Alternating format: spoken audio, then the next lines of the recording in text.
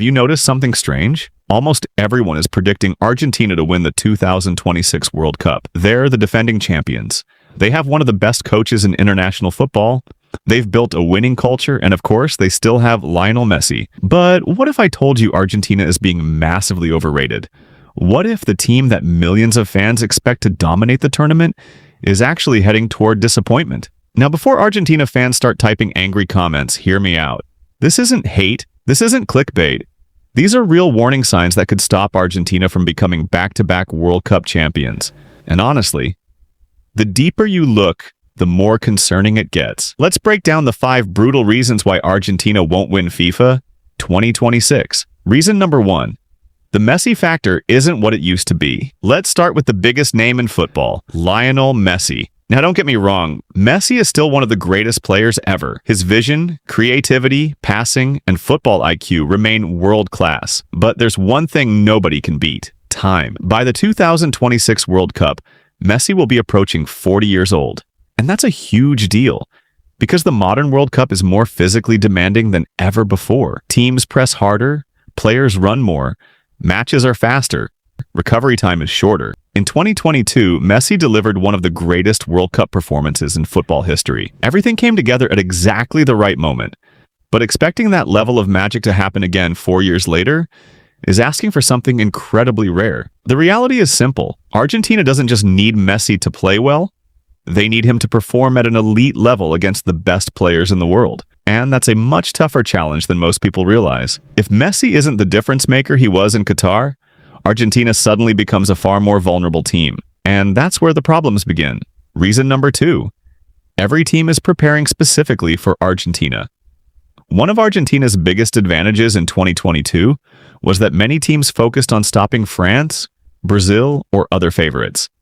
That won't happen in 2026. This time, Argentina enters the tournament as the defending champion. Everyone knows their strengths. Everyone knows their tactics. Everyone knows their key players. Every coach will spend months analyzing Argentina. Every opponent will have a game plan. Every weakness will be studied. And when you're the champion, every match becomes a final. Nobody gives you an easy game. Nobody underestimates you. The pressure becomes relentless. History has shown us that reaching the top is difficult. Staying there is even harder. Argentina won't be chasing greatness anymore. They'll be trying to defend it. And that's a completely different challenge. Reason number 3. The competition is stronger than ever. This might be the biggest reason of all. Argentina doesn't exist in a vacuum. While fans focus on Argentina's strengths, they often ignore what's happening around the world. France continues to produce elite talent at an unbelievable rate. Spain has developed one of the most exciting young squads in international football. England's depth is arguably the strongest it's been in decades. Portugal is loaded with talent across every position. Brazil remains Brazil. And then there are the dark horses, the teams nobody talks about until they suddenly eliminate a favorite. The truth is that the gap between the world's best teams has never been smaller. One bad performance can send you home. One unlucky draw can change everything. One penalty shootout can end your dream. That's the reality of modern tournament football. And Argentina is entering a World Cup where almost every contender believes they can win. Reason number 4. Defending a World Cup is almost impossible. Let's talk about history, because history is not on Argentina's side. Winning one World Cup is incredibly difficult. Winning 2 in a row is a completely different story. Think about some of the greatest teams we've ever seen. Spain dominated world football. They couldn't repeat. Germany looked unstoppable. They couldn't repeat. France had a superstar-filled squad. They couldn't repeat. Time after time, defending champions discover the same harsh truth. Everyone wants to beat you. Every opponent plays with extra motivation. Every mistake is magnified. Every weakness gets exposed. The pressure becomes overwhelming. That's why back-to-back World Cup titles are so rare. It's not because champions suddenly become bad teams. It's because repeating success at the highest level is one of the hardest achievements in sports. And Argentina is about to learn just how difficult it really is. Reason number 5. Football doesn't care about fairy tales.